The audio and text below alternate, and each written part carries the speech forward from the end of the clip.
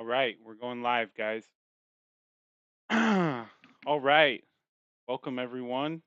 I have the Talk 7 nominee Q&A here. We have two of the nominees. We got most. A lot of people couldn't come due to time zone. So we got a few people here to answer some questions that SG and myself have come up with, and then hopefully we'll have some time left over for the community to ask a few questions of these wonderful nominees. Yeah, we'll kick it off with a question, or we'll let you know. Like, essentially, we're gonna give them each 2 minutes to answer the question, and we'll have some time for some rebuttals. We'll be timing them to try and keep it as quick and get to some questions. I want to keep it at around an hour long. So yeah, Okay. I think ado. let's do some quick intros, like real quick intros, just to get everyone a chance to kind of intro themselves. So we'll start with Daraji and go around. Daraji, you want to do a quick intro? Yeah, sure. Daraji, longtime listener, first time caller. Thanks for having me on the show. I'm a current council member and have been part of the Illuvium community since July 2021. Awesome. Blipter. Oh, and by the way, guys, before while we're doing this, if you guys have questions, start raising your hands and things like that, and we can start teeing them up. So we'll try and get you guys involved as soon as we can. Blipter, quick intro. Yeah, I'm a community moderator for the Illuvium Discord. I've been around since September of 2021. Mostly interested in governance, staking related things. Cool. Yep. All right. Tolki. Hey, I'm Tolki, also community moderator, Spanish-speaking community moderator. I have also been a community member since, what is it, maybe August last year. It feels like a while. And yeah, maybe it. Awesome. Garth. Hi guys, I'm Garth. I'm really into the game, not much into finance and governments, but I'll leave that to others. That's basically me. Awesome. Scrubs. Yeah, I appreciate everyone keeping this concise as well. Scrubs. Yeah, hi everyone. I'm Scrubba Dad, or you can call me Scrubs or Scrubba. I'm one of the founders of Illuvial, the same as Garth, and I've been a member of the Discord and a staker since September 2021. Yeah. Thank you. Awesome. Artemis. Hey, I'm Artemis. I am an Illuvium content creator. I've been in this space since January of this year. Also one of the co-founders of illuvialmaster.com. I'm looking to educate the community. Great. Awesome. Jimbo. Hello, my name is Jim Brano. I'm the face of Illuvium, world famous content creator, and hopefully one of the new council members. Yeah, my guy. Coming after my spot. Taylor's. Taylor? Yeah, Taylor, you might be muted, man. Your mic. Move to Annie. All right. Yeah. Annie? Yeah, guys, this is Annie. Slightly less famous content creator than Jim Barino, but Illuvium and Web3 gaming content creator nonetheless. Active advisor, consultant on a number of different projects in the Web3 gaming space, and just super thrilled to be here because Illuvium is, as I've said, my first love in Web3 gaming. Awesome. And I think last but not least, we have Crystal. My name's Crystal. I'm an investor. I'm not a gamer. I've been in the community for probably since early 2021. And I'm completely happy with everything. I'm very happy with the council as it is. I don't know much about Gov V1, but I know that some amazing people have been working on V2. And I have no complaints at all. And I'm not seriously running. My nomination was a protest against. I think we should have preferential voting. That's all I'm saying. All right. Thanks, Crystal. Taylor, did you get that sorted out on your end? Am I good? Yes. Guys, sorry about that. It's Taylor. I've been in the community since December of 21. Just looking to help the team as best I can. Awesome, awesome. All right, so let's start with the first topic, and I know we kind of answered this in the interviews that you guys did with me, but I also do want to have you guys kind of discuss it amongst yourselves and kind of go back and forth, just because I know there were a lot of different responses with this, and I think it's interesting for the community to see where you guys stand on this. So the first question I've got is, what are your thoughts on the responsibilities of a council member? So maybe we'll start with Daraji, and again, like I've said before, in the nominee and QA, if you guys want to rebuttal or jump in, just put an exclamation mark and we'll put that in. But Daraji, what are your thoughts on the responsibilities and expectations of a council member? I think council at its heart is representative leadership. And so with that, you need to be well informed both of the situation going on with the team, as well as connected to the sentiment of the community. And so that involves being active in Discord, being active in side chats. I know we have a lot of great conversations with a number of team members and the council kind of as the current representative of the group. And so really kind of further solidifying what those expectations are from this number of hours of commitment and really what that engagement looks like to stay connected. Awesome. I'll throw it to Blictor. Blictor, what are your thoughts on the responsibilities as a council member? Do you agree with Daraji? Is there anything you want to add on to that? Yeah, I agree with most of what Daraji said. Role of the council is to represent the ILB holders who have elected them at its heart, and so in doing so and representing the people who have elected you, you need to be doing research on issues. You need to be paying attention to community sentiment. You need to be communicating what you're doing as a council member and as the council as a whole. I think it needs to be a collaborative effort to engage with the community. Yeah, that's about all I got. Yeah, all right, cool. So this is something that I want to throw to you guys, and anyone can really kind of jump up here as well. Is one of the things that I've been hearing a lot during the interviews was the fact of the communication aspect of a council member. So there are some people here that think that it's more important that the council isn't really always communicating. I'll throw it to Artemis. Artemis wants to jump into this. So before I go there, Artemis, what are your thoughts? No, I mean, you're kind of hitting on a huge reason of why I'm running. I feel like in the past, it feels like council members get elected and then they sit back and we get notes about what gets talked about during the meetings, but there isn't a whole lot of communication beyond that. And I'm going to tie this into what I think a role of a council member should be. I think they should be an advocate for improved change in the community and for the game. So we always kind of fall back on it's the community's responsibilities to put forth IIPs and the council's responsibilities to vote on them. I personally think each and every council member should be going into their term with goals, with IIPs in mind, changes they want to put forth, because there's no more powerful position than being a council member.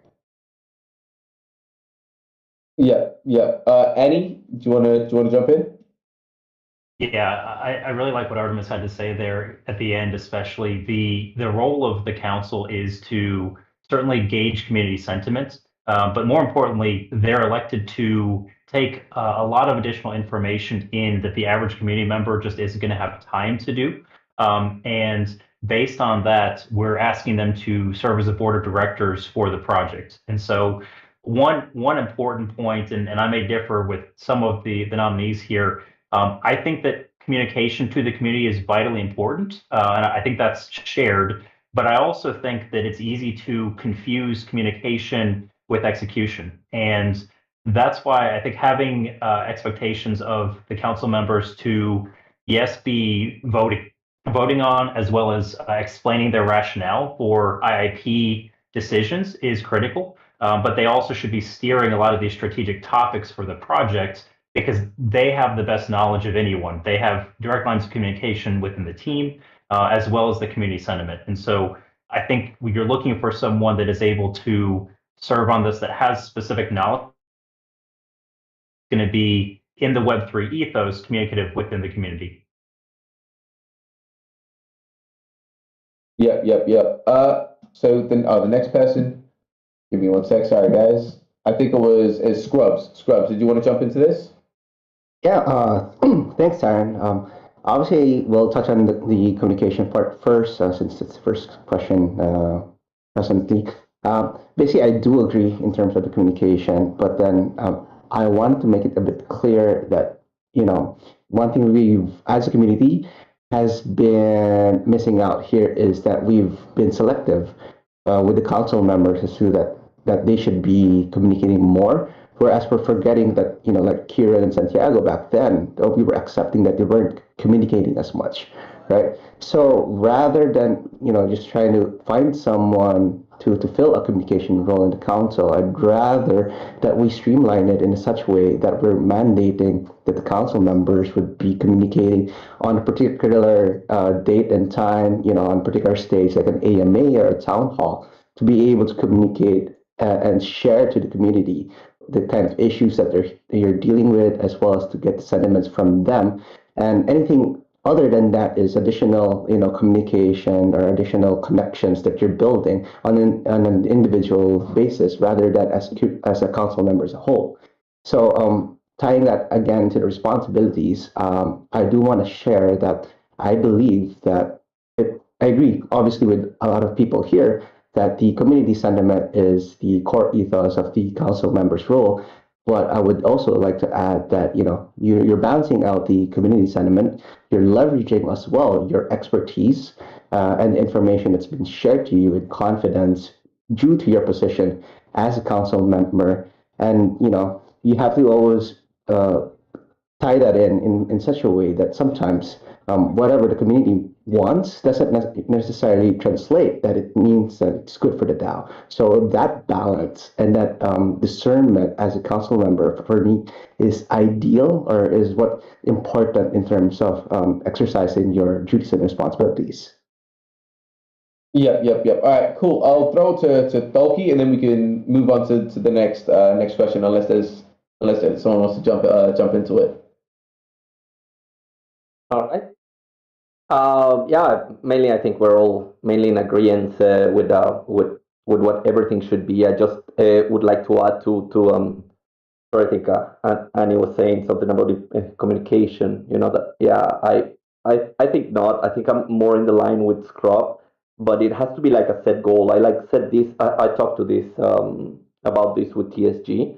I think it takes almost no time to set like a specific date, a specific time that even only one council member can be like available for an hour a week. It's all around. It's all around. It's all about organizing and scheduling. I think it shouldn't take much and it wouldn't take much for that void to be filled. We just need to sit together and like organize it a bit more. But yeah, I'm kind of agreeing with there. I also like what Artemis said, although the role that I have very conflicted interest with government, because I do not really like very heavy governments. So if you go in the mindset of like just like pushing IIPs, I think that is not very optimal. That should not be what we're optimizing.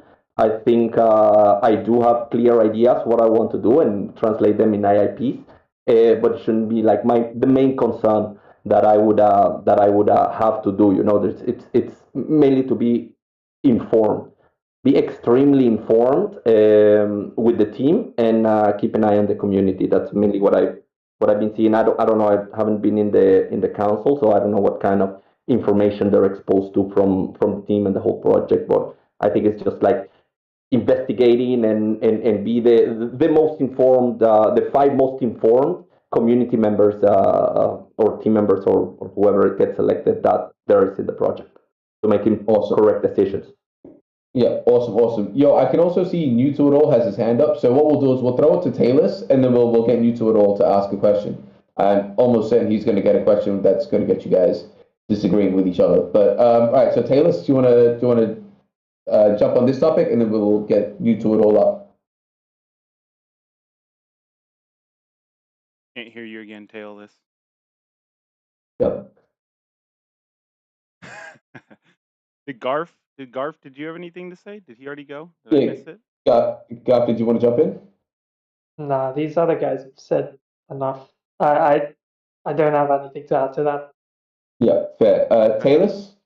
Well, damn, is it working? Yep. Yeah. Yep. I don't know what the hell keeps happening. Sorry about that. No, it's Jim Marino. This is how he's going to win. He's going to keep cutting you off. he's just cutting me out. So I agree with most what everybody said. My biggest thing was the Forge IP. That was where the communication bridge seemed to divert a lot, and we didn't really get any information of it. And then all of a sudden, it came out, and there was a bunch of negative sentiment. And I'm just trying to get the communication to enough that something like that won't happen again. Yep. All right, awesome. Yo, Dick, do you want to bring up Newt at all? I believe he's got his hand up. So yeah, and I and I will know just he's- say that I feel like just on that topic, I will say that I feel like Taraji and Bettamore, I do give them props for being as active as they have been. Like although they're on the council, they do have privileged information that they're not allowed to share at times, but they communicate effectively. I feel like in those governance chats, especially Taraji, he's done a great job, helping out with all things governance. I will say Stay that. neutral, sir. Stay neutral. I didn't say I was voting for you. I just said you did a great job. Okay, let's bring up Noodle at all. Oh. Hey, thanks very much. You can hear me okay? Yep. Perfect. Excellent. Jimbo hasn't rocked you yet. Yeah, nice. Thanks, Jimbo. Just give us a little bit more time before you rug me. All right. So a lot of what I'm hearing is about communication to the community. So my question to everybody is, as council members, do you feel your responsibility is mostly or primarily to the active or vocal stakeholders in the community? What about the non-active or the non-vocal stakeholders who may hold significantly larger stakes in Illuvium? A lot of what you're saying is all about communication and listening to the community and so forth, but that isn't necessarily what's in the best interest of all stakeholders. I would like you guys to discuss that. Neutral, do you have someone that you want to answer that first, and we can start that way? I would love to. I'd love to hear Taraji start on that if I could. All right, we'll go to Raji. Insight. Awesome, we'll go to Raji, Blichter, and then I've got a list after that. But yep, we'll go to Raji first. So I think communication is first and foremost availability, and there's different people that like to speak or communicate in different forms. And so I know I have a number of conversations with folks that have DM'd me directly and respond to them. I've had phone calls with people from the community to talk to them. And communication isn't agreement, it's addressing and making sure folks feel heard. And so while there's an element of that, of responding to the most vocal folks in the community, it's not necessarily agreeing and making their point to the council. It's taking their ideas into consideration. And at the end of the day, it's being responsible for what is best for the DAO based on all the inputs we have, as well as my background and experience. Or we'll throw it to Blichter. Yeah, I agree with most of what Taraji just said there. I think as far as making sure that people who aren't necessarily vocal in, say, Discord, on Twitter, places like that, I think we could be leveraging a little bit more data collection using things like Snapshot, just to verify that people have ILV and sort of polling the community on things like that. The reality is that it's super difficult to represent people who aren't going to make their opinions known in any way, right?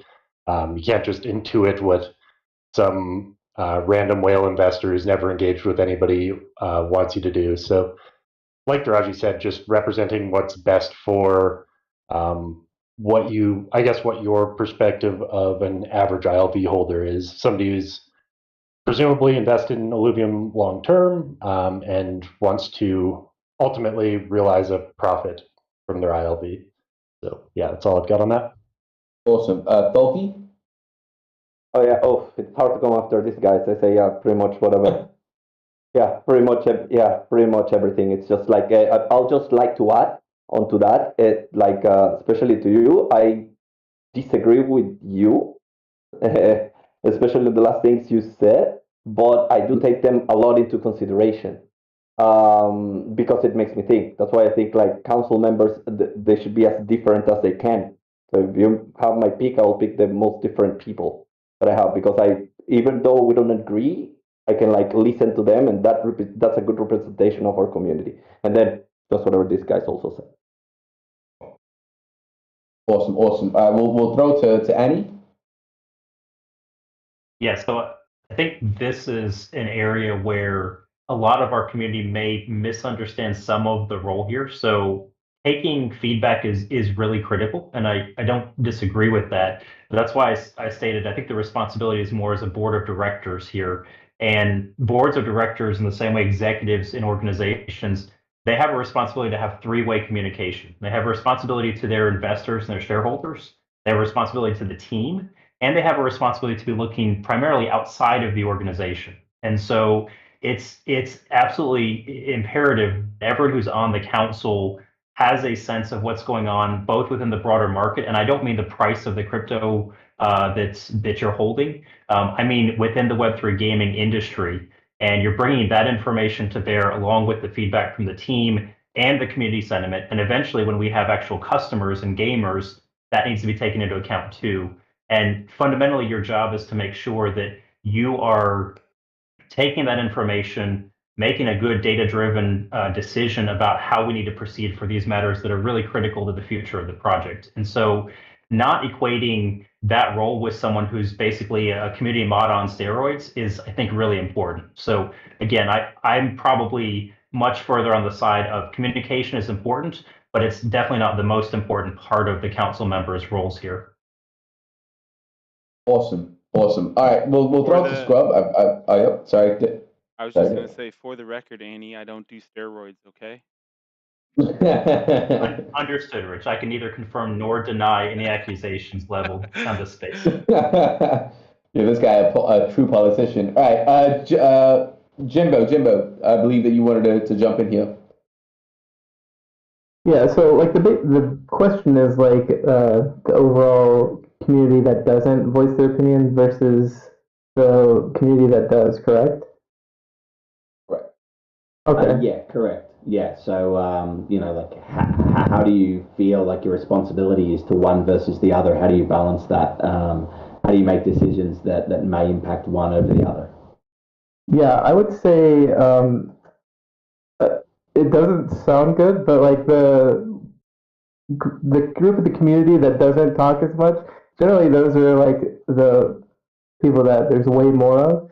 So finding a happy balance that tips slightly towards that side is generally the best. And you can say that like, well, that community doesn't voice their opinion, so how do you know? But like, if you've been playing video games in any amount of time, the sentiment over what's good for like the newbies or casuals is a lot different than the tryhards that are very vocal. So it's kind of easy to gauge that, in my opinion.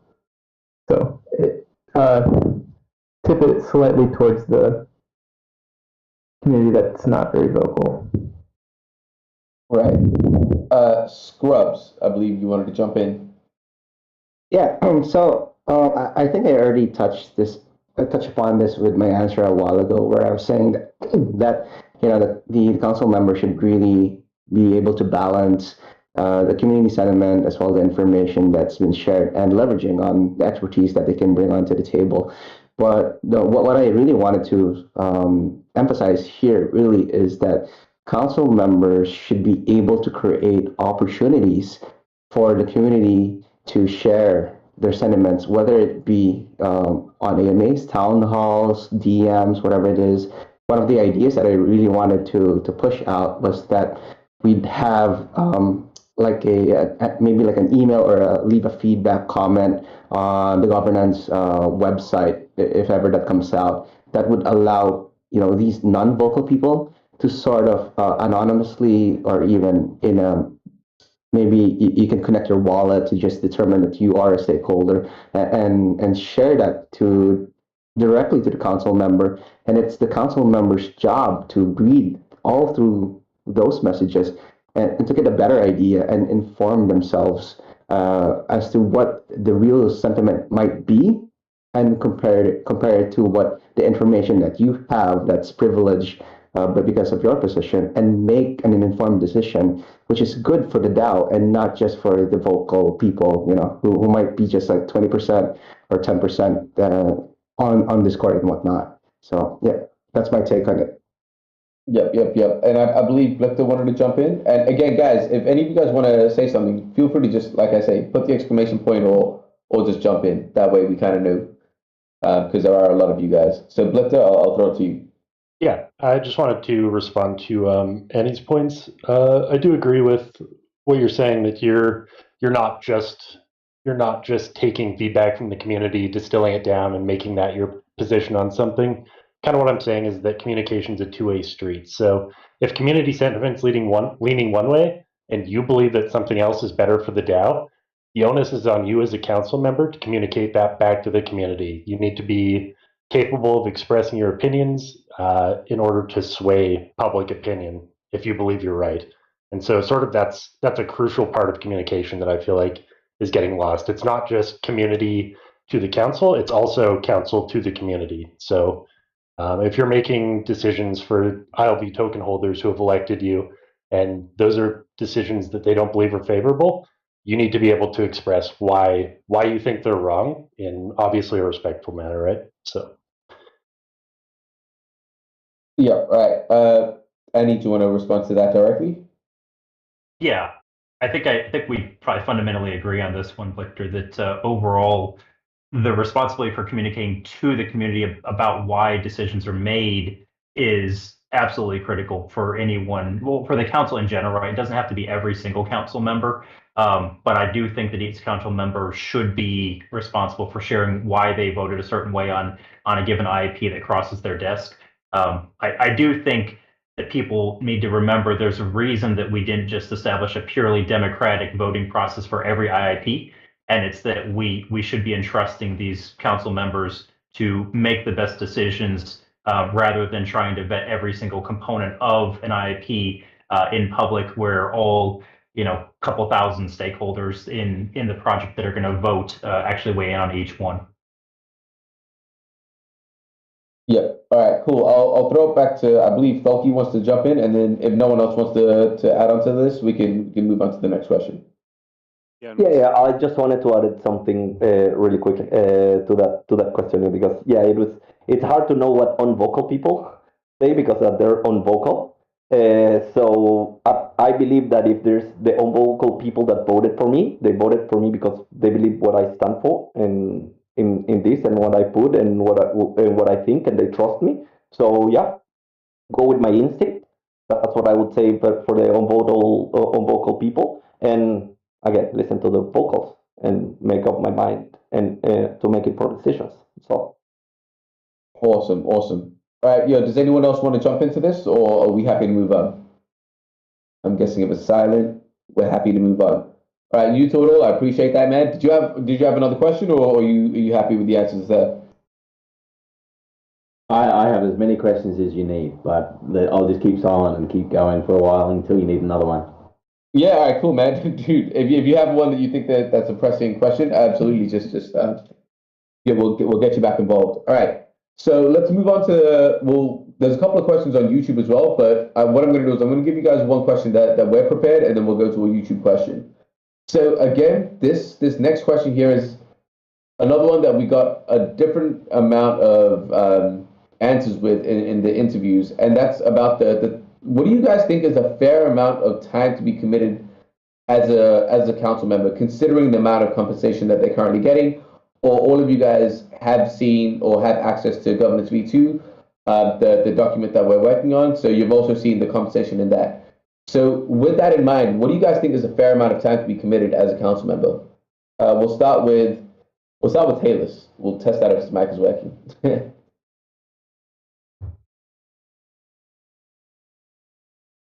No. Rugged again. No, rugged again. Yo, Jimbo effective with his fires. Jimbo, we'll let you go, man. We'll let you go, considering you're cutting everyone else out. We'll give you a chance to speak. Yeah, could you repeat the question? I was focused on kicking them offline. What do you think is a fair amount of time to be committed as a council member, considering the amount of compensation that you're going to be receiving? Yeah, so I mean, the compensation is way too high, like way too high. It also like depends, right? Again, because like I said in our interview, we don't know exactly what all is going on or like how much time we're gonna have to spend. But I'm not exactly sure. It just depends on that. Especially with the pay, it should be like you should be putting in hours, but I'm not sure it justifies it. I mean, do you have a set amount of hours that you're willing to share based on your assessment? If I'm guessing, it would be like 10 minimum, but I would prefer like 20 if you're really like reading through stuff, especially if you're getting paid that much. 10 to 20 hours. All right, cool. Awesome, Garth. And I can see in our little internal chat we're going to have some disagreements already, but we'll go follow the system we've got. Garth, your thoughts on this? Right, so I'm a lot higher in number than that. I think it's a full-time job if you're a council member. You have to do your own research, reach out to people, any social media to get to the bottom of things. You have to write up the IIPs because you have the knowledge. You also have to tell the community, because you have that knowledge, what they should think. Like it's not like indoctrinating them what they should think, but you know best like what the situation is, so you can somewhat guide them into the right direction and tell them when they're actually wrong on topics. And I think that takes a lot longer than just 10 to 20 hours a week. Right. Do you have a set like an actual number, like a definitive number? I'm like in my interview, I'm going with 40 to 60 hours a week. And you have to be 40, available all day. Yeah. Like right now, it's 2 a.m. You have to be around. You need to be there. Yep. So pretty much just don't sleep. All right. Yep. And by the way, Zcap, we do see your hand being raised. So again, once we do this rotation, we'll get you up as well. Does my mic work? Yeah, yes, it does. Taylor, do you want to jump into this one? Before Jimbo I'm leaving my mic open. I'm leaving my mic open so that way Jimbo stops the. So, no, in my interview, I said around 10 hours is what I thought. It's supposed to be a part-time thing, but I mean the hours are also going to vary depending if there's a heated IIP coming up or if it's a kind of a dead time. So I think average over everything, maybe 10 to 15 hours a week. 10 to 15, yeah. So already we're having a bit of a difference in responses. All right. Finally, yeah, we finally got him. Well, Daraji, we'll throw it to you, man. Now, Annie wanted to disagree first. I want him to go. Then I'll just agree with him. Okay. I want to leave Annie for later. But all right, if you're calling him out, okay. You want me to go? It's up to you, man. You want to call him out, you can call him out. We'll see if he agrees with my take on it. So in my day job, I manage teams. And so I set expectations, and something with my team, and especially the workplace environment we have today, is set the expectations for accomplishments, don't set the hours. And if you get the job done, you get the job done. And so again, we want to get, to quote Tholke here, like get diverse talent, diverse perspectives. And not everybody has to see everything. You need to listen and learn from each other. And if you can be effective with that, and make sure that you're participating in the meetings, conversations, and respond to texts in a timely manner, then that's being effective, but it is absolutely not a more than 10-hour-a-week job, in my opinion. It can be.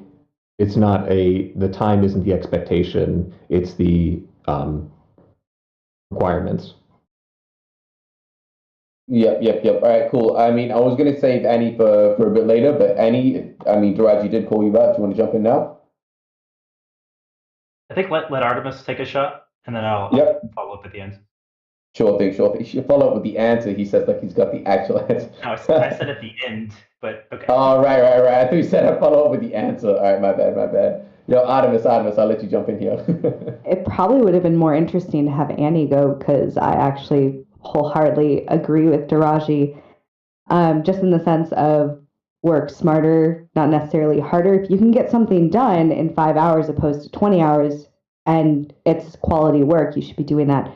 But I feel like the pay should be, we focus a lot on the hours. It's a mix of not only hours put in, but the knowledge that you bring to the table. For the current compensation of $5,000, I would be expecting this a minimum of being a part-time job. But how much are we allowed to talk about GovV2 here? Is that dropping? Like, No, can I reference it? Yeah. I mean, yeah. I We'll mean, say it's yes. just a draft IIP, so yeah, go for it. I mean, looking at the IIP, you've got sub-councils and you've got the high council, and people on the high council have the responsibilities of being on the high council, which essentially is what council members kind of do now, as well as being on the sub-council. When I look at GovV2, the high council, or I guess what we're going to look at right now, is the 5 members who are making those final decisions. Their workload is kind of doubling in my mind with this new GovV2, but their compensation isn't really changing. So I'm very much in favor of GovV2 and the changes that's going to be ushering in.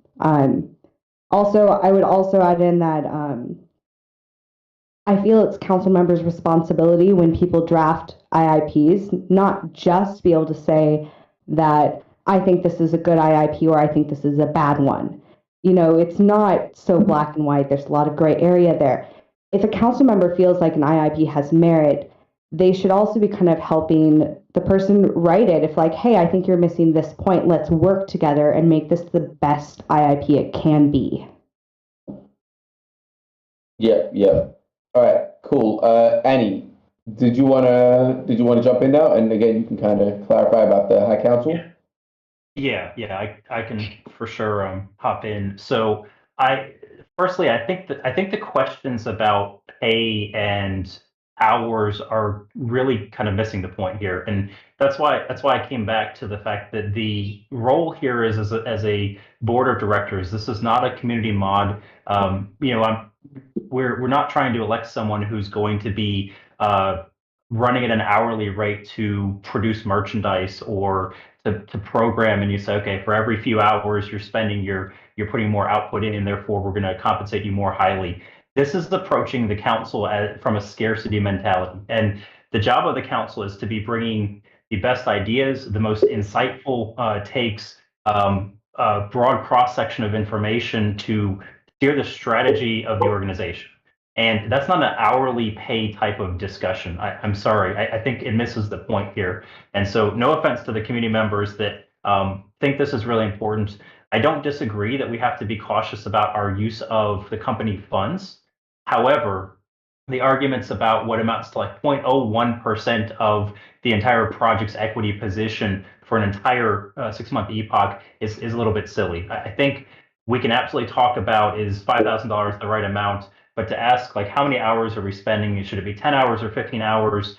This is not the discussion. The discussion should be, what are we bringing as far as the key ideas? What focus points do we have for this next epoch coming up? Not, am I going to spend 10 hours or 15 hours or 20 hours? Because I don't think that's the right question we need to be asking here. So again, I told you I thought I would have a different take, and I certainly do from what I've heard. Regarding Artemis's point, just a clarification, because I know there's been a few different takes on governance V2. The current proposal, I think, does have the members that would be on the higher council getting an increase in compensation. but it's really due primarily to the additional voting requirements and the need to look at IAPs that would be likely steered through other committees and sub-councils. And so based on that, we would be expecting the person should be more highly compensated than someone who's not also serving at the High Council. All right, awesome. Yo, appreciate that. Appreciate that clarification. And also, I just want to make it a point, even though they're not speaking now. Both Blichter has kind of aligned with Daraji in what he said, and Scrub has also kind of said that he's like his points have been made. So, I mean, Garth looks like he wants to jump in right now, real quick, and then we can move on to Zcap's question. I do understand that you guys want to make this a 10 to 15 hour role if you can manage your time well and do exactly what you have to do in the set amount of time. But looking at it from an outsider's perspective, I think it would do everyone good to look at it as a full-time thing, to have the time in the world to get those 10, 15 hours done and have the time to actually put more in if necessary. Thinking that it's 10 to 15 hours right from the start without doing it yet. I mean, that's how I'm going at it. Like, I have no clue exactly what I have to do. I don't know how much time I'll need. So I'm thinking I'll need 40, 60 hours. If it only takes 10 to 15, then all right, but I'm there for any time. All right. Can I say one more thing? No. Yeah, of course. No, just in terms of the board of directors comment, and this is going to be someplace that I kind of disagree with where Illuvium is at, right? We're still in the building phase. We're still changing. I think that the council should be viewed as board of directors eventually, but I don't think that should be its only role and the only way that it's viewed right now.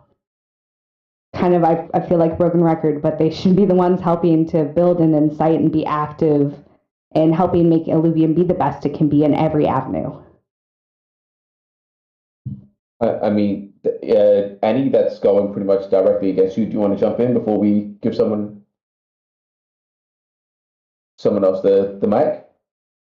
Yeah, so I mean, I don't know that goes directly against my position. I agree with that sentiment that the responsibility of the council right now, as a board of directors, is to help navigate us from an early stage development gaming studio into one that has 3 fully fledged products out, and hopefully about the time this epoch would be ending. Now, I think we know that there's governance V2 that will probably have a transition in the middle of this epoch. So timing wise, we don't know for sure that will all happen before this 6-month cycle ends. But fundamentally, we're looking at that sort of a time frame to make the transition. And so I think in this case, we should be setting ourselves up both structurally with the governance framework, as well as with the council members that we would expect to be in that role. And I think that also helps us to become that. So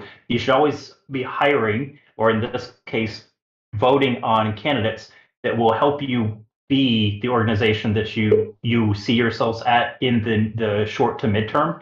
And so that's why I think the board of directors mentality is the right one now. I don't know that it was important a year ago, though, to be fair. So I think, Artemis, to your point, I agree. If you're an early stage DeFi protocol, essentially, you don't need the same things that you do when you're actually launching 3 fully fledged gaming projects. All right, I'm going to throw this to Crystal. Crystal's kind of said she wants to jump into the discussion now. Yeah, I don't have any strong feelings against anything that anyone said, but I'm just sitting here thinking like the 60 hours a week suggestion or mandating anything like that. There's people on the council who I feel are imperative to keep. Daraji, Scrubadub, I don't know if you're on the council, but you'd be up there for me, and Annie. And I can't imagine these people quitting their full-time jobs that they currently have to work 60 hours a week as a council member, but their contribution would be worth, triple of 60 hours a week. So I'm just kind of in that sort of perspective, I guess. All right, we'll appreciate that. Blichter, you want to jump in, man? It sounds like you got something to add. Yeah, so fundamentally, I agree with a lot of what Annie and Raji both mentioned. The job is to meet a set of expectations more so than just to put in the hours for the sake of hours, right? You don't want your council members just sitting at their computer, doing something, just to meet some kind of time quota. The quota is to be productive as a council, to do research, well, this is where we get back to expectations, which are more clearly defined in GovV2, but I think there's some things that maybe should fall under council expectations that haven't been in the past. One of the areas that I've seen that maybe not be as good as it can be is helping the community develop their ideas and bring them to an IIP format. I think that's something that should fall under the responsibility of council members as some of the most informed people in the community. And we have seen GovV2 develop that way this past Epoch, but I think there could be more. To counterbalance that, though, every time an IIP is introduced that changes anything technical, we are using team time implementing it.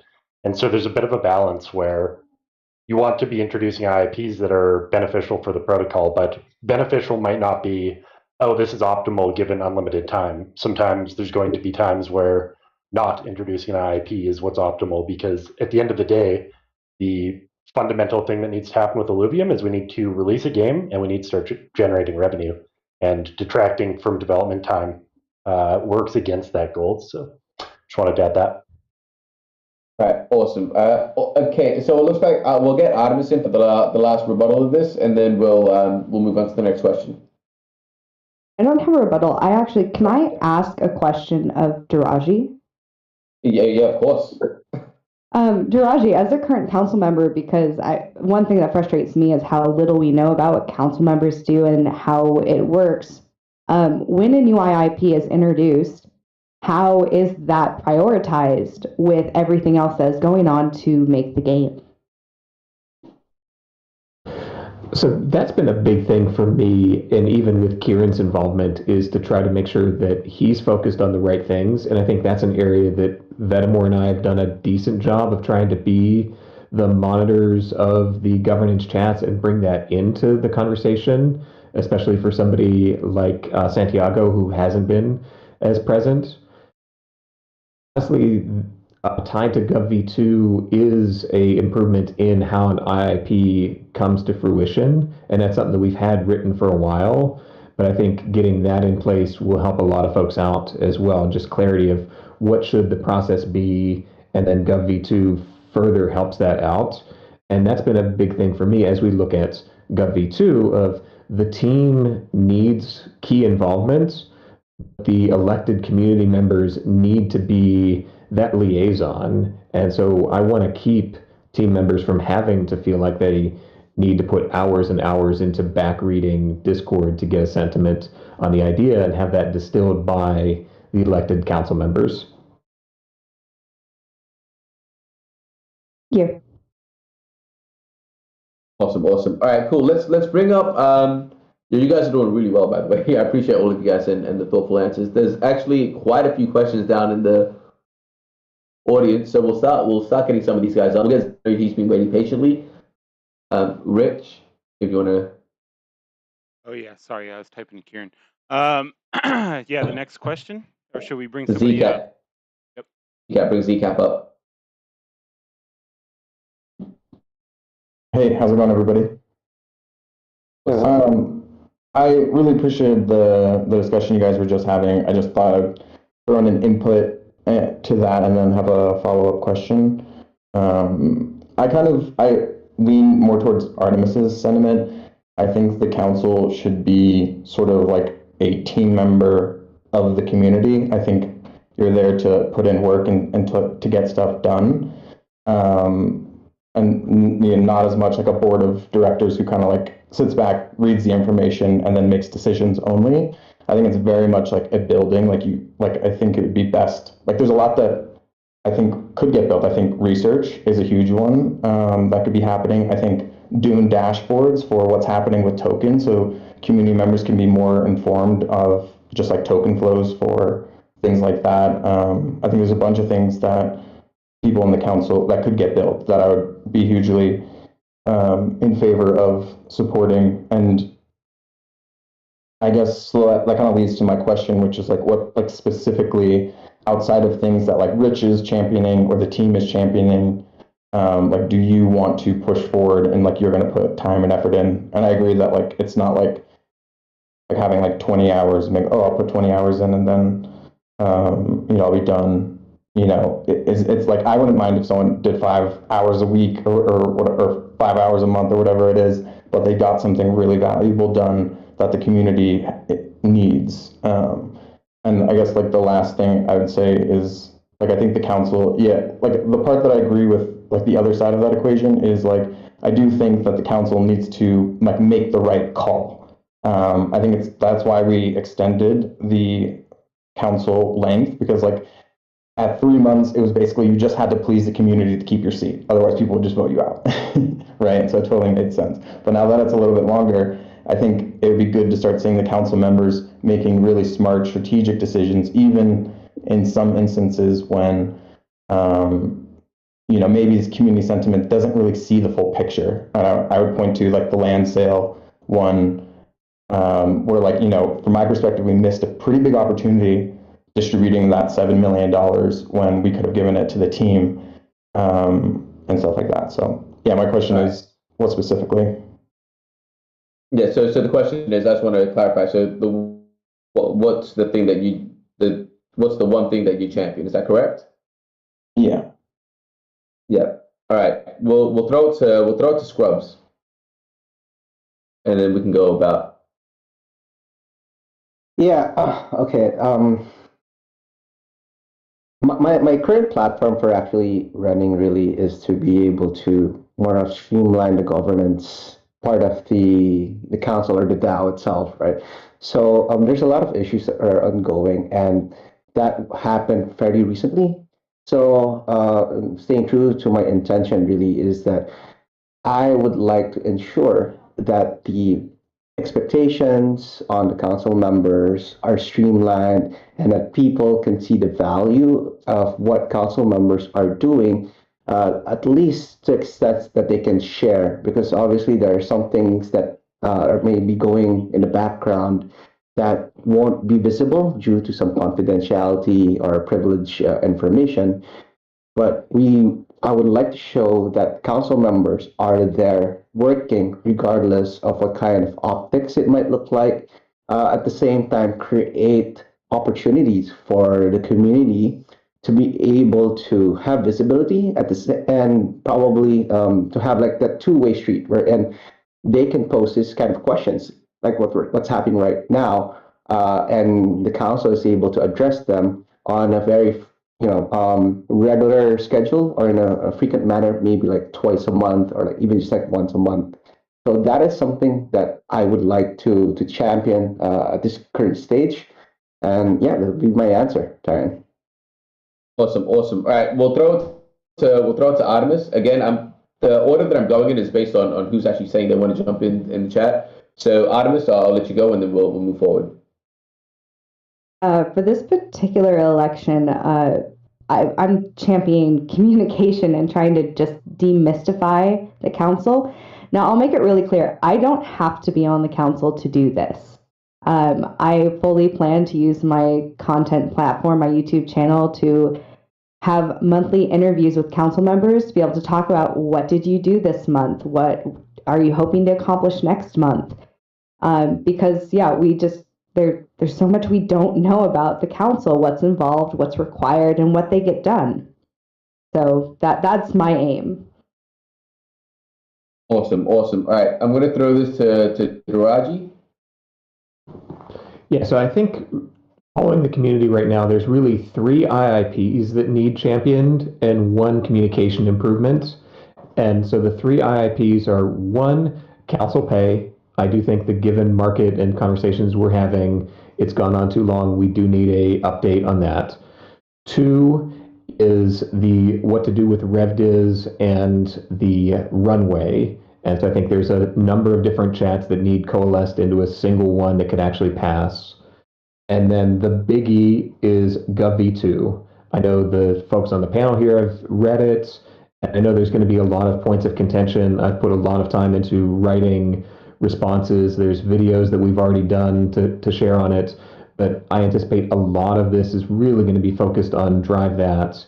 And then building on what Artemis said, and something that's been shared in a couple chats, is similar to Aaron's like monthly newsletter, do a governance newsletter and have kind of featured columns from council members or key topics. And I think the key to all four of those things is show that the community is being heard, like point to the individual members that are pointing out these different topics and really say this is a distillation of the conversations that are happening and how we put it together to be the best for the DAO. Awesome. All right. And by the way, before we move on to the next question, I do want to say, Nate, Nate, the evil socialist, I do see you.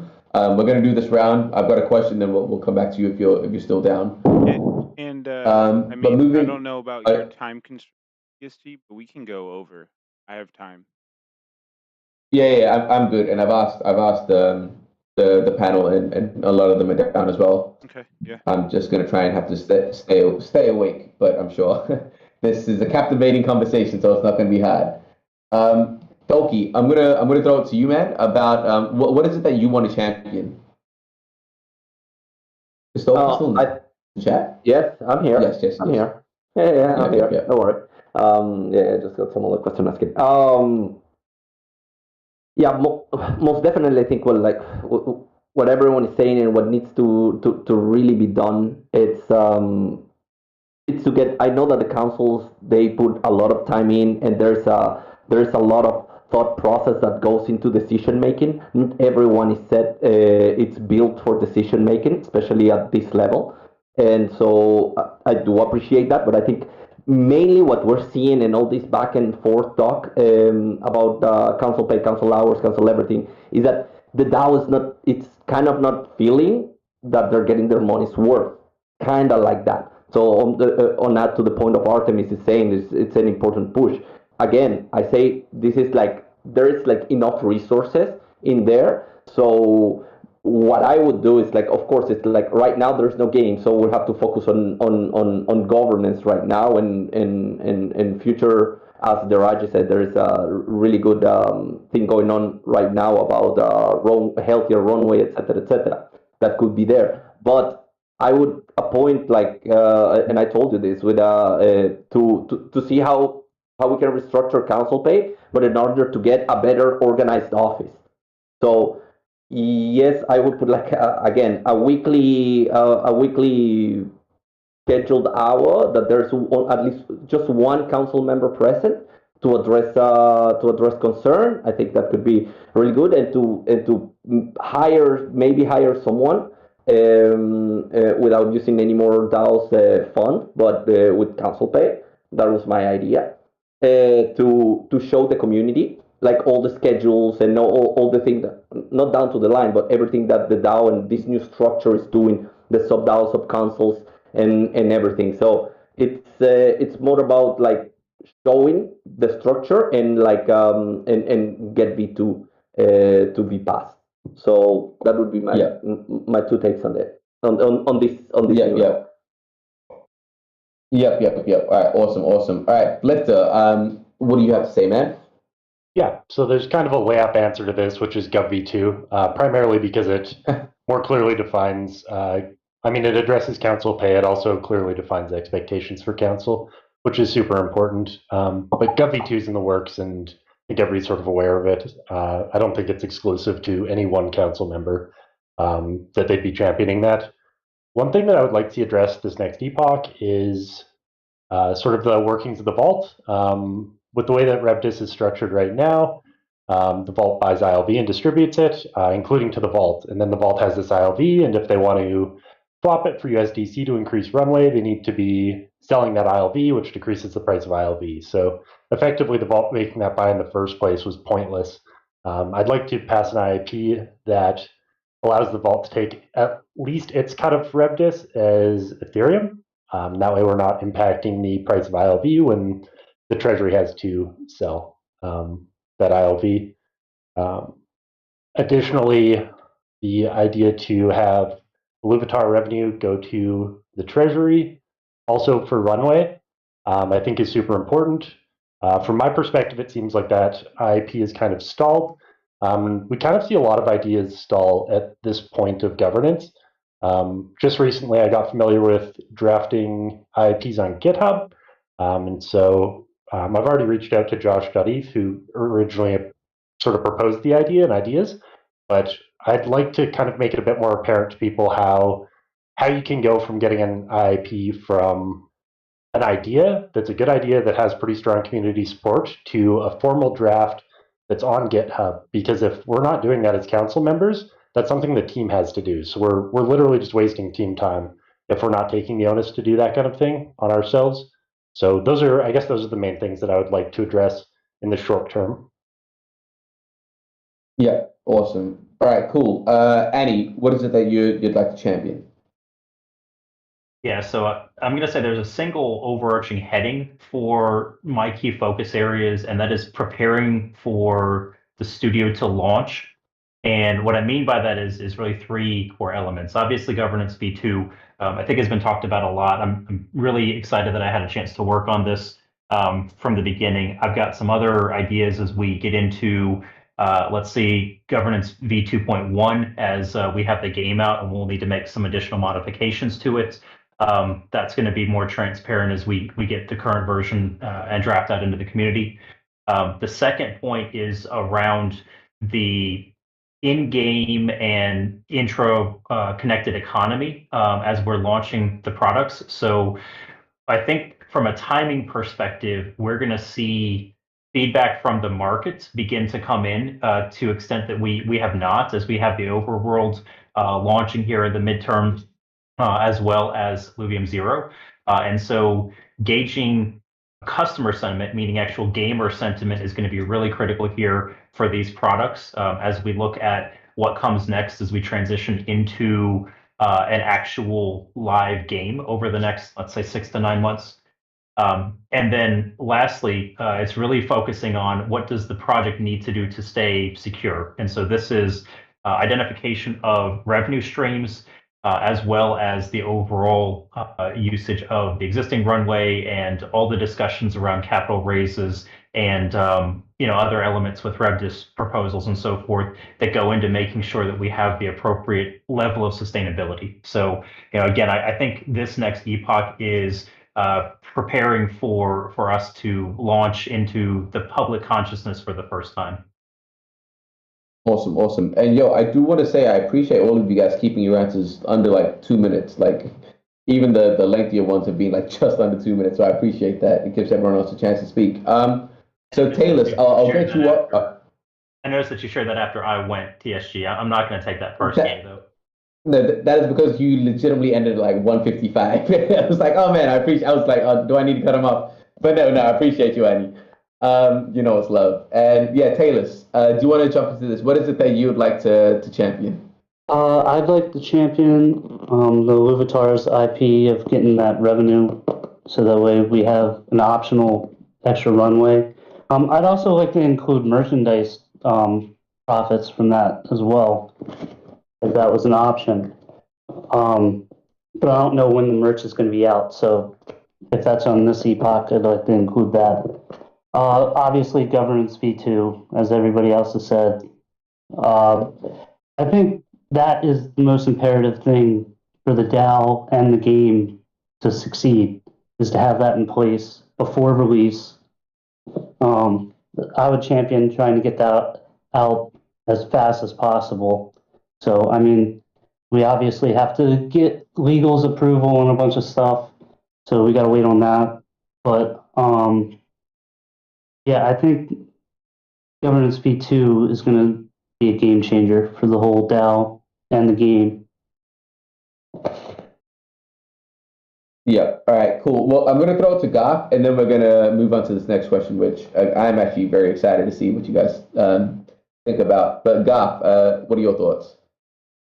I think everyone can stand behind or rally behind the government V2. It's a great proposal. Definitely would support that. I'm not that great at finance governance or those types of things. So I'll mostly aim to rally behind game mechanics, getting those things straight within all three games. Awesome. Awesome. All right. Awesome. Does anyone else have anything else to add here? Zcat, does that kind of, are you happy with the responses? Yeah, I think so. I mean, like, I think I would like to hear like more specifics, like specific things that are like gonna happen. A lot of it does, to be honest, sound like, hey, all of these things are already happening, and I'm gonna like be there to like, you know, carry them over the finish line. And I think that's like the bare minimum. I think like you know, like I don't know who to pick on, but that is, but like. I don't know. I'll pick on like Annie and Artemis a little bit. Like the communication things, like they're like, okay, yes, I want more communication. I wish I didn't have to spend so much time in Discord to keep up. Like if someone was publishing something, like keeping me up to date on like both sides of the arguments or on the IIP, so that when I come into the chat, I can just articulate a clear point and I don't have to fight like every single person on an idea. I just want to put my idea out there and like have it get some kind of like whatever, you know, surfacing, right? Like something like that, like a publication that does that and that receives and then and puts out that content like once a month, once a week, and a specific place for it. I think like that would be cool, like a community publication or something like that, and like some kind of commitment for publication.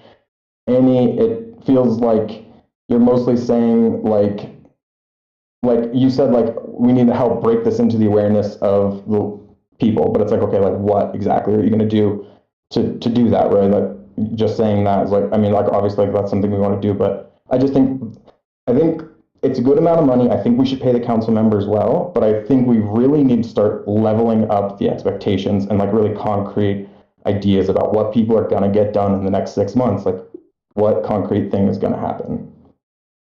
That's my take. Well, cool. I feel like it's only fair to kind of throw that to Annie. Annie, do you have a response? Or and then we can see if anyone else wants to add something onto that. Yeah, I think it's a good point, DZ. So I would say the best way to predict the future is to look at the past. And so from my chair, I would actually point to governance V2 as something that I've done, and I stand on my record here, and certainly Rich and the team can support this. That I had a really strong push 3.5 months ago to get governance V2 to the point where we are today. And certainly we've seen a lot of team members that have really been pushing the point with us, very supportive. Rich did a great job drafting the outline, but really I felt at the time that this was the number one thing that was lacking in the project, was that we needed a better structure in place for sustainable governance. And frankly, that took a lot of time to get to the place that it is today.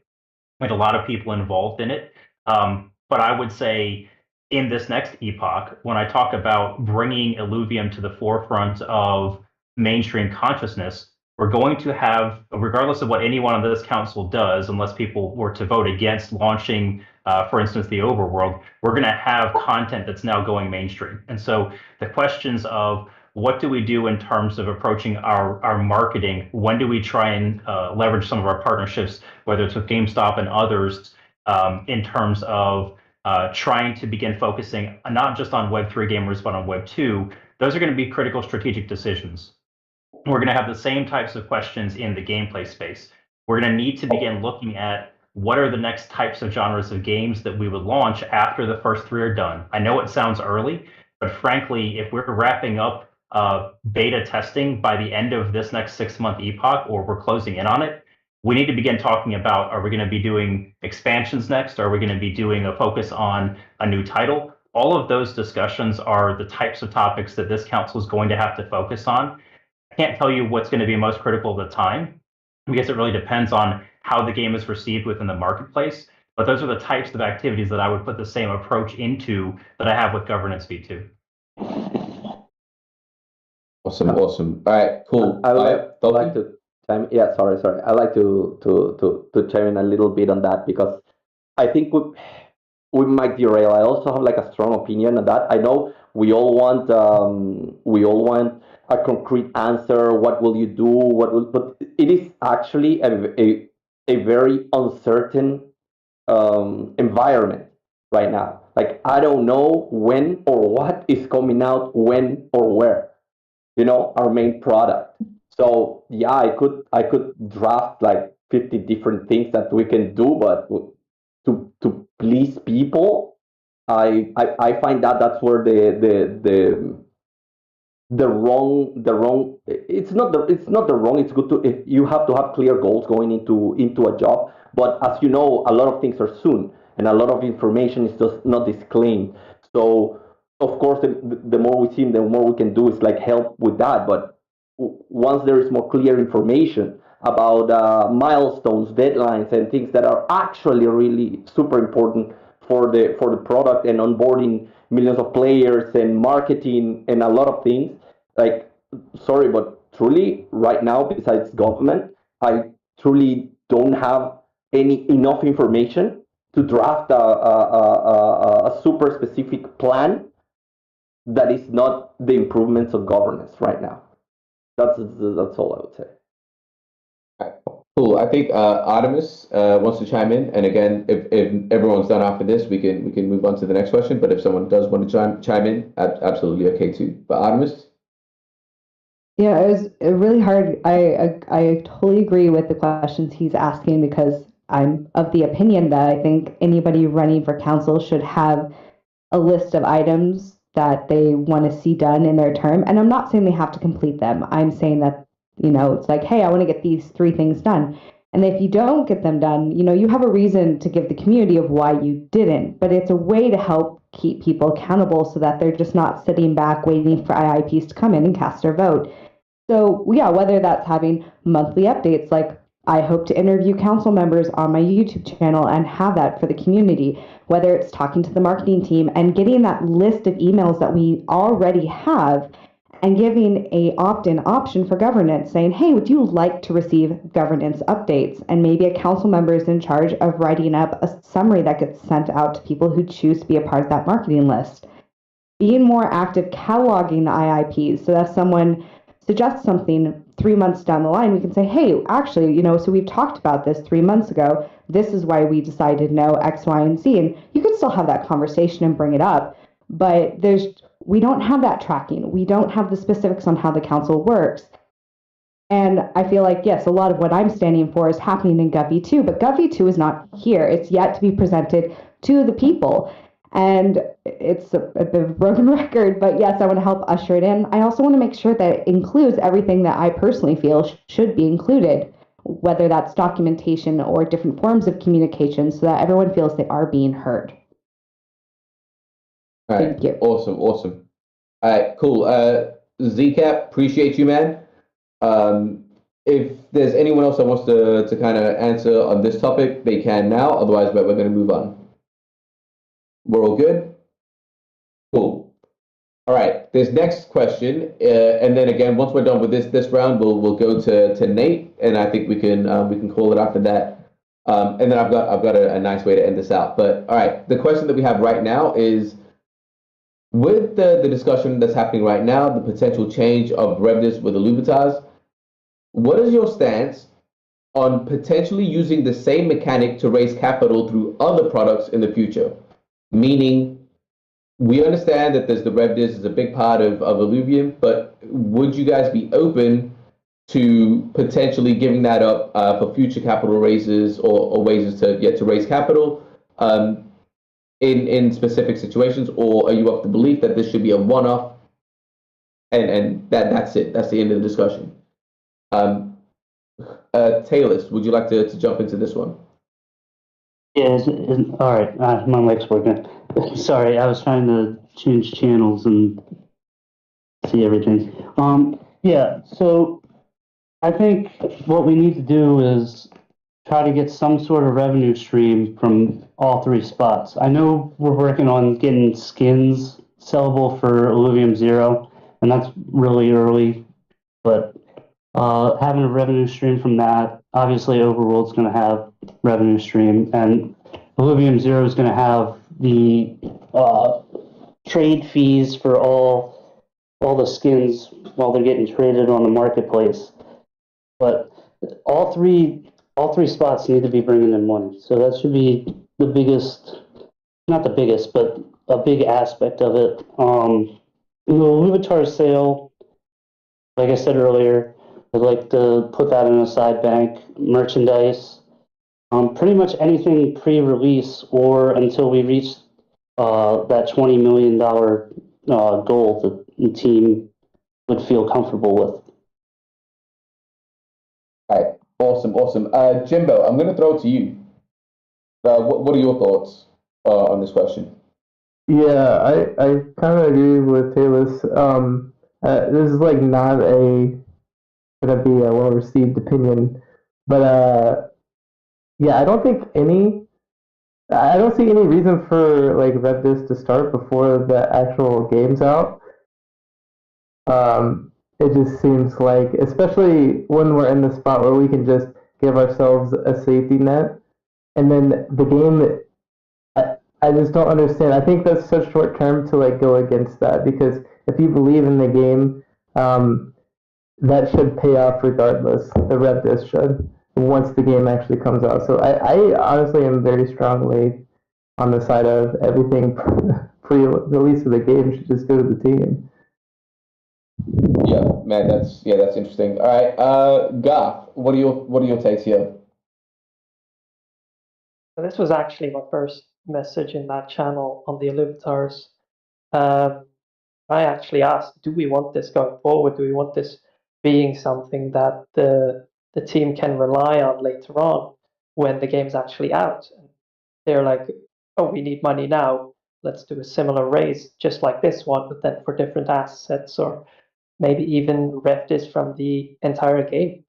And I personally would do anything for the team. Like if they need that, then I wouldn't be opposed to it. On the other hand, they've already created an IIP for the Forge, and the Forge actually makes a lot more sense to do in cases of necessary raises. So I don't think it's actually needed once the game comes out. I agree with Jim that we could do it multiple times if it's necessary before the game comes out. But once the game comes out, I think stakers should have that guarantee that they get a certain amount of revdis, and not that they should be able to be like left out of X amount of revdis due to complications within the team. All right, awesome. Scrubs, do you want to jump into here? Yeah, so my answer would probably be completely different, right? As I mentioned, on surface level, it's a great idea, right? Anything to extend the runway to ensure that we cross the finish line in releasing the game and generate real revenue.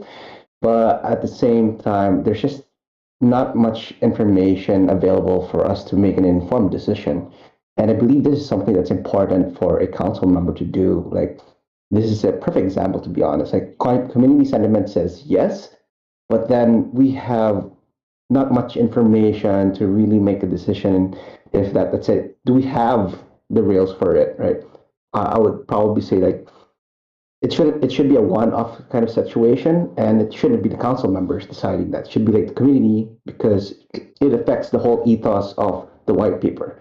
Another aspect here is that with what Kieran has shared, it should be a last ditch effort, or it's a last resort to tap into revenue distribution when we have other items or other revenue streams that can be that can supplement the runway itself.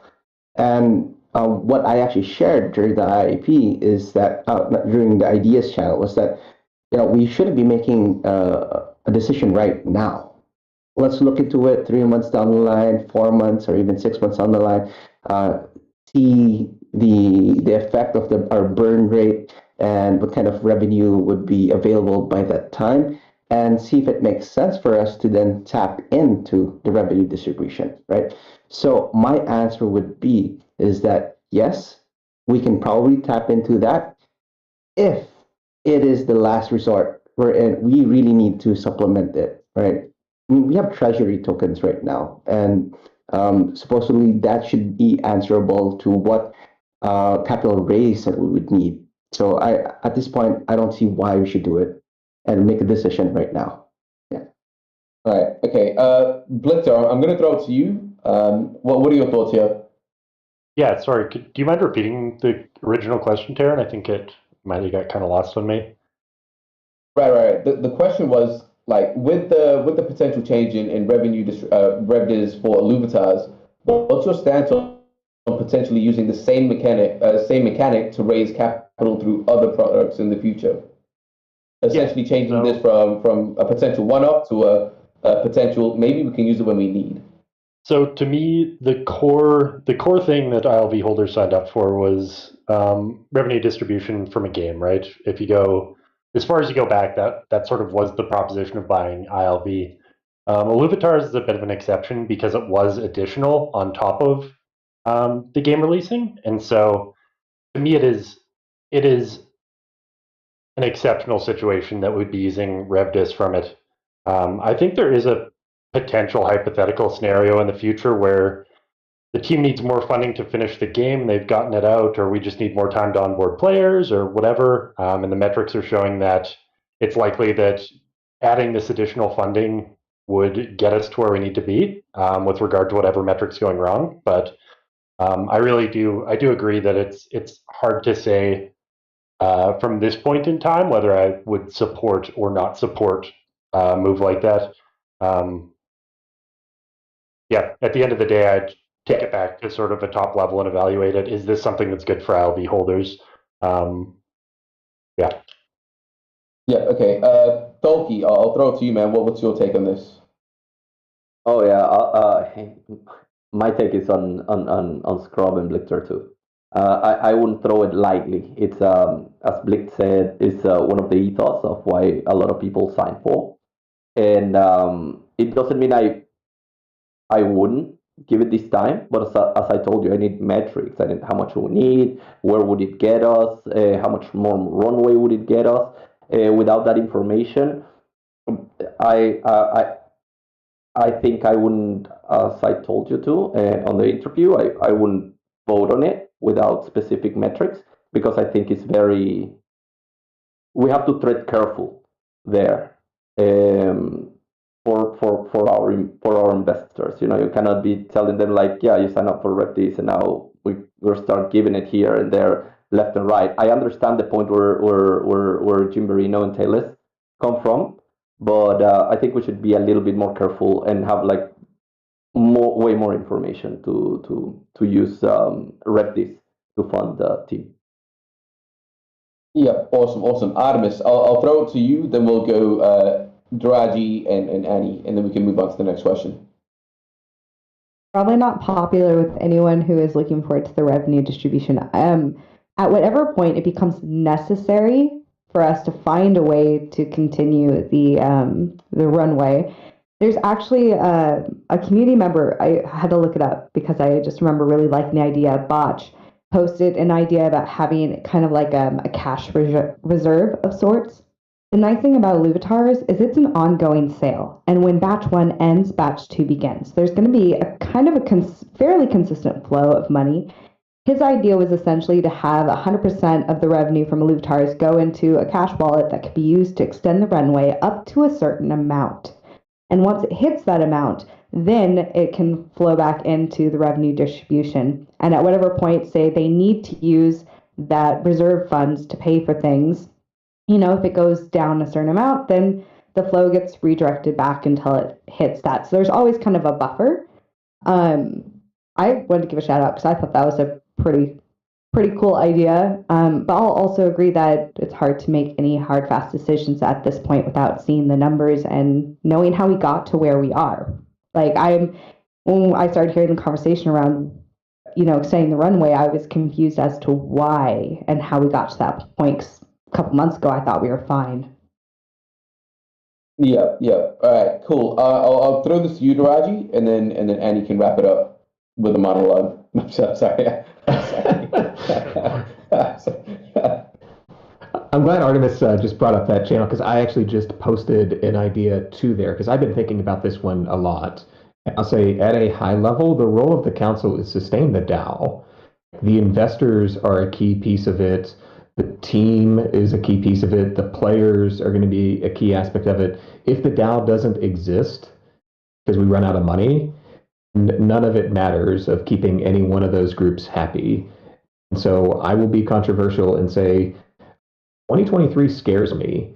And I think we really need to look holistically of how do we make sure if 2023 is rough, that Illuvium stays the course, because I do have a lot of confidence in this long term. I'm just not confident in the adoption and understanding everything else that goes on from a capital raise standpoint. Selling treasury right now scares me because it's literally selling the bricks that sustain this DAO long term when bricks are at a deep discounted price. So it's looking what is the overall means of getting revenue and sustaining it. I'm slightly opposed to having a like safety wallet, because do you run out all of the treasury funds first before you touch the safety wallet, or do you use that combined? And so to me, treasury is the DAOs. And so having separate envelopes is not my style of budgeting. It's one set of money. And so my kind of compromise to a number of these ideas was you set a runway of time versus dollars. And so we look at the publicly available data on the blockchain for the wallet and say the average expenditure is $1 million a month. We set a threshold of number of months that we need to sustain that at. And for now, that all RevDiz potentially gets deferred into that until we're above that threshold. Yeah, awesome. All right, and Annie, I do apologize for that joke I made before. You know, it's nothing but love. I realize it was a little bit harsh, but your turn to kind of answer this one. Yeah, I keep my timer running for you, mate. So yeah, in general, I believe the same position as Daraji, that the most essential thing is keeping the lights on, no matter what.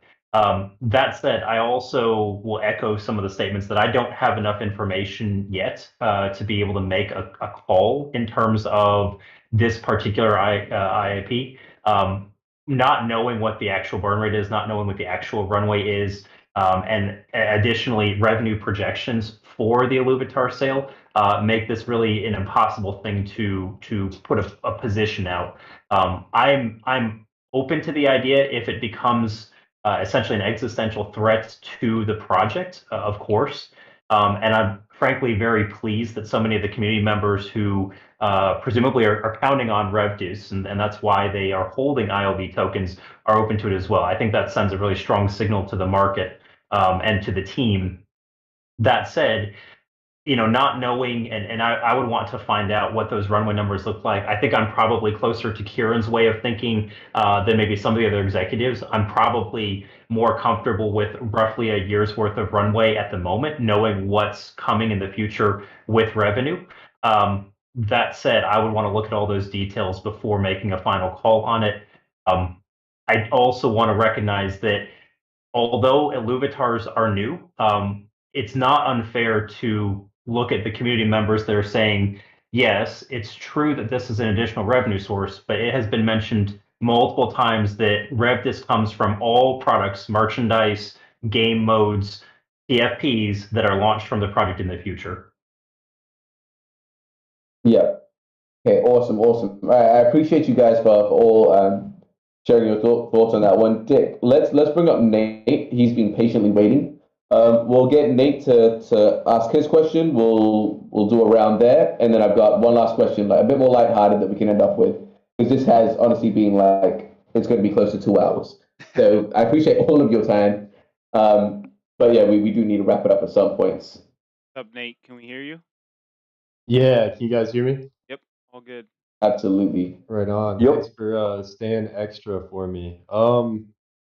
So I probably caught the back end of this, but and I'm not the most informed. I'm not like reading every proposal and every document and stuff, but I just wanted to kind of voice a couple of concerns. I guess number one would be like succinctness, like as just like a general member of the DAO or Discord or whatever. I guess both. I find myself having to spend a lot of time just to understand what's going on, and I wonder if we can't make that easier for your average member, because I'm having a tough time understanding what's going on, and I don't have like a job or anything. Like this is all I do. And then let's see. So I'm also a little bit concerned about the rev diz, as basically just like I don't know if I'm average or below average. I'm definitely a shrimp though. In my wallet, I'm currently looking at 61 cents of revenue distribution in ILV. Obviously, it's not worth it for me to claim that. Initially, like before the land sale, I was like pro rev diz, like it makes sense, blah blah blah. But now I'm like, holy shit, we just fell off a cliff. Everybody's scared. If investors want a paper hand, I'm whatever, man. Like I could care less. It just gets complicated where people have locked up stakes and stuff. And obviously people can get their feelings hurt. So I wonder if we can't like come to some sort of like resolution about RevDiz, and I think what that would rely on would be like knowing what the runway is. I'm not sure if anybody knows what the runway is, but I definitely have not stayed up to date enough. I don't know if their number is out or what, but I at this point am a little bit concerned about like the not even necessarily just the runway, but the team having the access to the finances they need, access to the resources they need to get the job done. So I would much rather Nate. see. Sorry, Nate, sorry, you're well over the 2 minute mark. Is there a chance that you'd be able to okay. Is there a way that you'd be able to succinctly ask a question like in a way that Can we revise RevDiz in a way that makes everybody happy? Maybe put it in a like not necessarily distribute it when we get it, but see if we need it or if not. And then I also kind of wanted to touch on the elephant in the room, to me at least, which is council pay, incentives, hours, and goals. I would put goals above hours, and then I'm a little bit concerned about direct cash incentive, but I'm not sure how that works. All right, so which one of those would you like answered? Yeah. We already went over the council pay and hours and stuff a little bit ago. You might have missed it, but it's all being recorded. Yeah, I think I caught the back end of that. I guess you can I just always wanted to propose the idea that maybe like we could do a non-direct incentive mechanism, maybe where like the council gets more like weight or something, but then again like that might be technically difficult. Yeah, all right. Yo, Nate, I think honestly, all of the questions that you have asked have actually been answered already. What I would say is like you said, you kind of did join on the back end, but what I'd say is check out the Illuvium Plus channel where we've got all of this recorded, so you can actually like most of the questions you've asked have actually been answered like pretty in depth. So shit, my bad.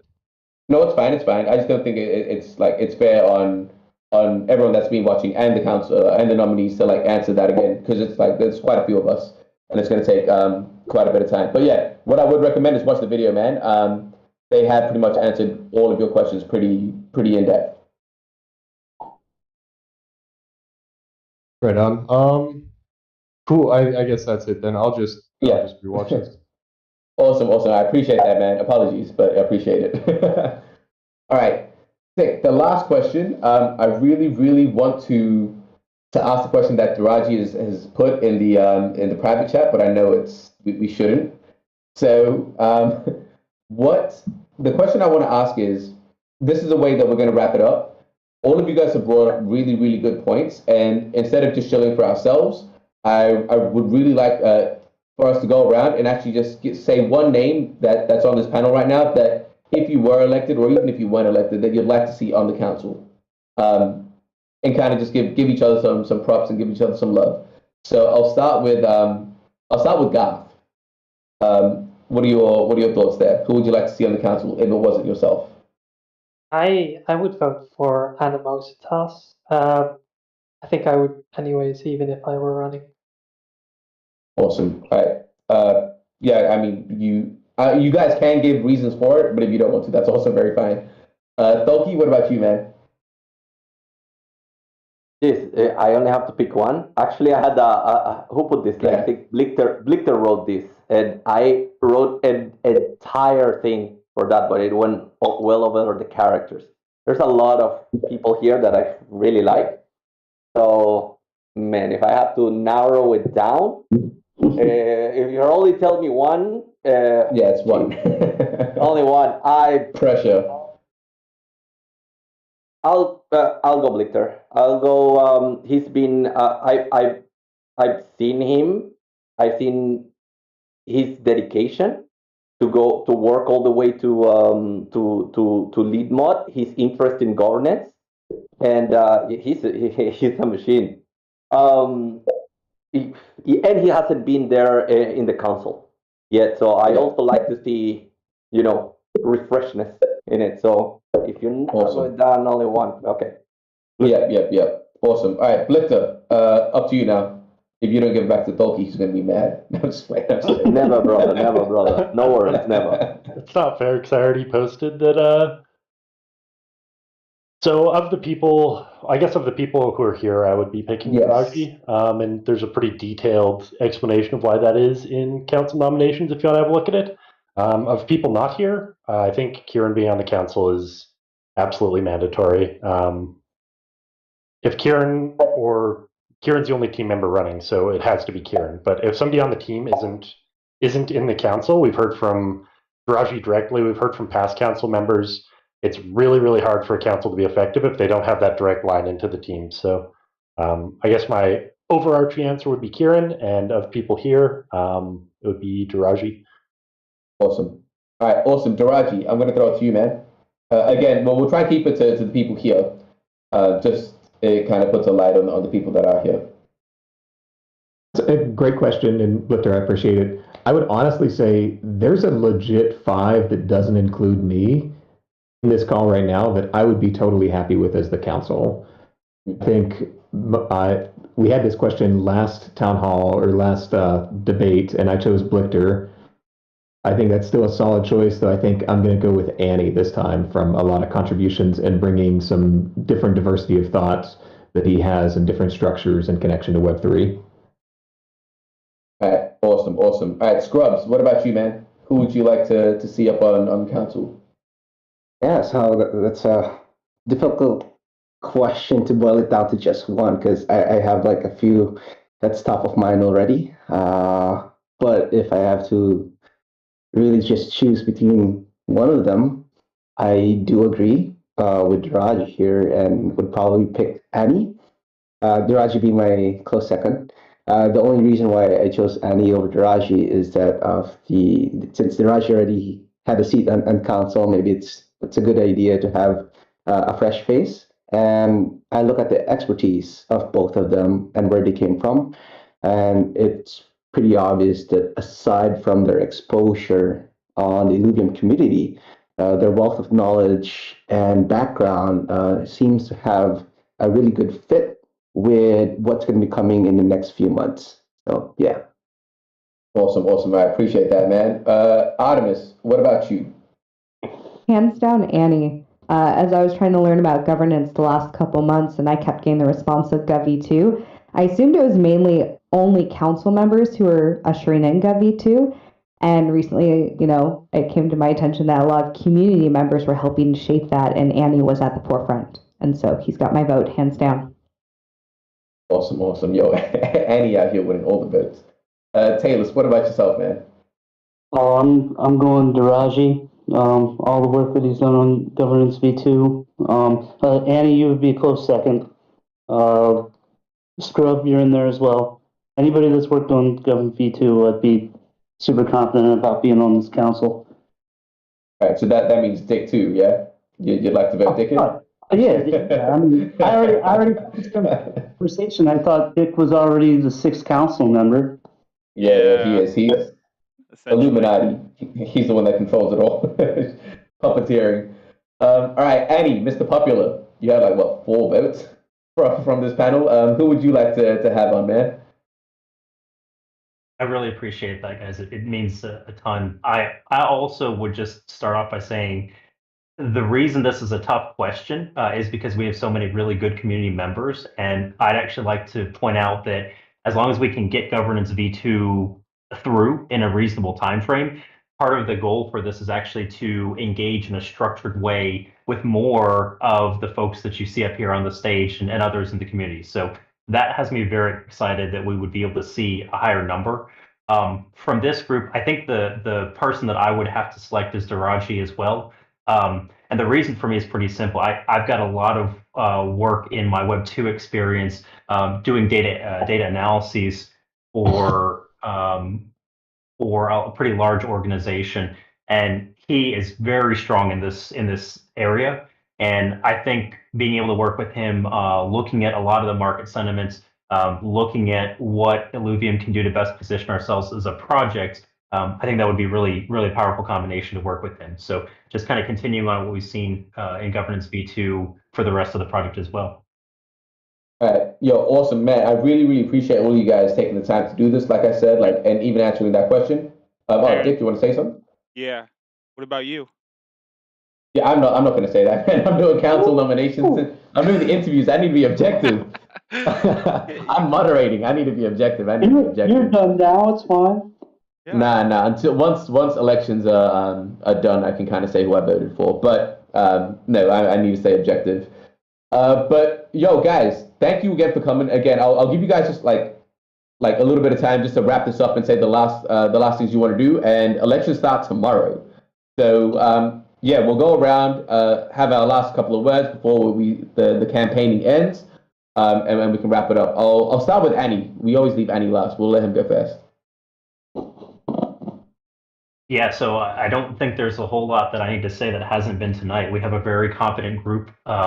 Obviously, the future of Illuvium is headed in a good direction with these and a number of other promising candidates that are out there. So thank you for all the team members that are out here showing your support. That actually means a lot to me to see so many of the developers and the marketers and the team that actually is engaged with the community directly. Frankly, I don't know that you would see that in a Web 2 gaming studio. I think the development team and the support teams would be trying everything they could do to get away from the community in a situation like this. So thank you for your support, being out here. And then for everyone else in the community that was out here listening, asking some really good questions, appreciate you all. And please do take the opportunity to vote. As we always say, if you don't vote, you don't get to complain afterwards.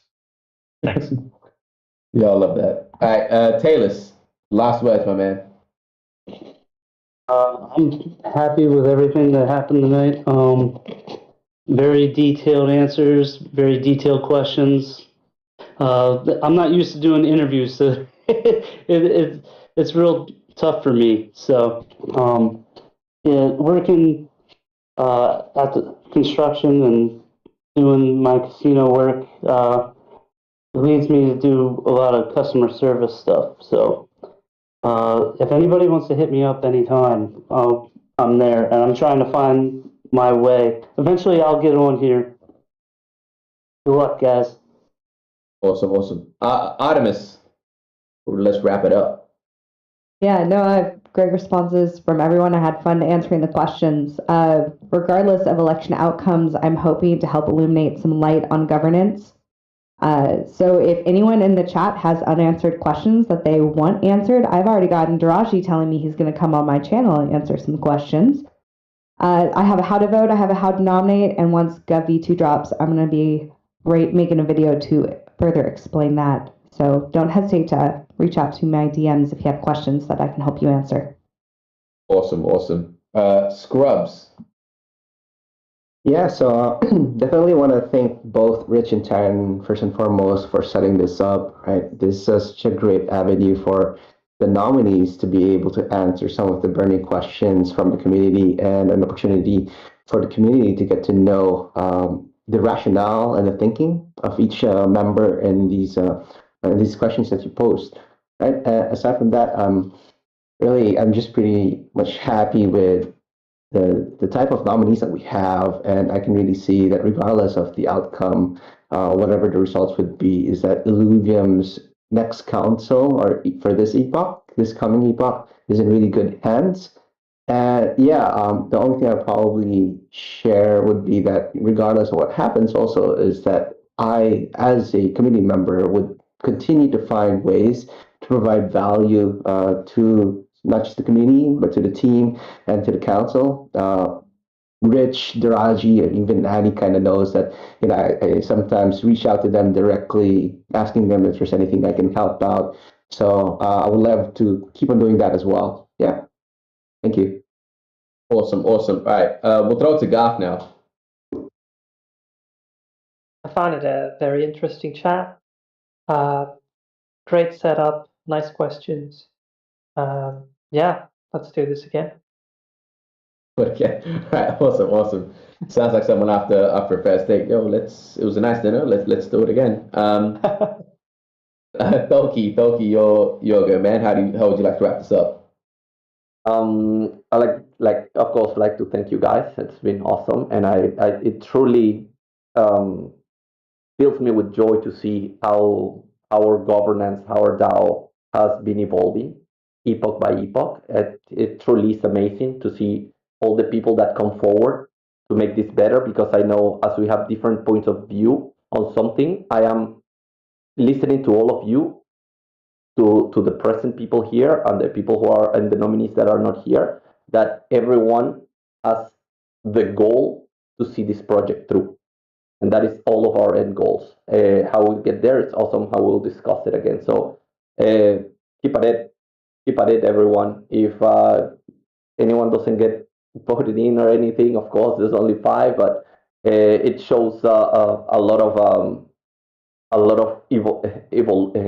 shows the evolution of our DAO and our governance. And everyone watching here, too, I'd like to say it's awesome to be part of this process. And as always, please go vote. That is extremely important for all of us. So yeah, thanks guys, and good luck. Awesome. All right, Blitter. Yeah, Tolkien's going to have a bit of an echo over here. Inherently, council is a collaborative role. You have to work with the other councilors and communicate. So really appreciate the respectful discourse on topics, being as this is something that needs to be done as a team. Huge shout out to the Illuvium community. There's a lot of community members. I see Scoot watching right now, but lots of people over time. Some of them are less active now than they have been, but lots of people help onboard people in our community, help people out. This Discord is amazing. People have been more helpful and more welcoming in this Discord than anywhere else I've ever seen, and I feel like that sort of carries over to the council and the whole project. So yeah, good luck to all the nominees. I think regardless of how the election goes, we're going to have an extremely strong council. So yeah, make sure you get out and vote. Thanks. Awesome. All right, Daraji, final panelist. I just totally echo everything that the other panelists have said, and as current council member, just thanks again to the community, whether you voted for me or not. It really is this community that attracts some amazingly talented, diverse people, and it really does set us up for success long term. We're in a building phase. It's a challenging time right now. I know folks are dealing with a lot of things economically and just everything that's going on in the world, and the fact that we've had 30-something people listening for over an hour and a half to us talk about governance of a Web3 game project is awesome and shows your commitment to this. I said, go out and vote. And I again want to thank Taryn and Rich. Taryn, awesome job on all the videos. For everybody that has watched the literally hundreds of hours of viewing that have happened for the council videos, thank you for taking the time. And Rich has been quiet tonight, but absolutely is the man behind the scenes. I know everybody recognizes him from the chat here, but I really can't say enough about what he has done to make the current council as effective as it has been. Awesome. All right, yo, appreciate you, Taraji. And again, yo, Dick, man, thank you always. It's always dope doing this stuff together, man, organizing this. Do you have anything you want to kind of say to wrap this up with? Yeah, I appreciate that, Daraji. I try to do as much as I can to help you guys out. I was here in the community before for a long time, and I was on council too. I think where we're at today has been a big improvement over where we've been in the past. Get better from. Yeah, and I was gonna say also just that for anybody that missed this or is watching the YouTube recording, all the interviews that TSG so amazing are on there, and then we'll also have an announcement, the voting going live in 24 hours, and that'll have links to everything. You guys will be able to go through that stuff if you want as well, because like I said in the beginning, some of the other council member or the nominees make it due to time restraint, time zone. So hard to organize everybody across the world. And I appreciate Taryn. You know, he's the most famous YouTuber I know, and he kills it at everything he does. So Shout out, man. I appreciate it. Yo, this guy. Nah, right. No, thanks, Dick. Again, appreciate everyone for taking the time to actually come up here. Thank you for everyone that's in the audience, listening, watching on YouTube if you are. Appreciate you guys. And remember, just go out to vote. It starts tomorrow. Just make sure you vote. It's blind voting. It'll be good. So, vote. And we'll catch you guys next time. Peace. Later, guys. Later.